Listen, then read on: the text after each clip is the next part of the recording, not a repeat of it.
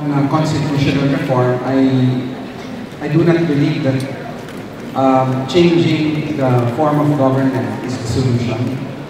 I subscribe to the answer of Senator Trillanes.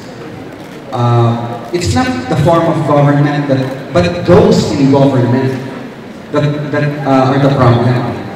And so kahit napalitan natin yan, it's really good faith in public officials that really stand the difference for our people. As to the constitutional provision on ownership and corporations, I would be open to easing foreign ownership in corporations, but as to land, I would stick to the present provision. Thank you.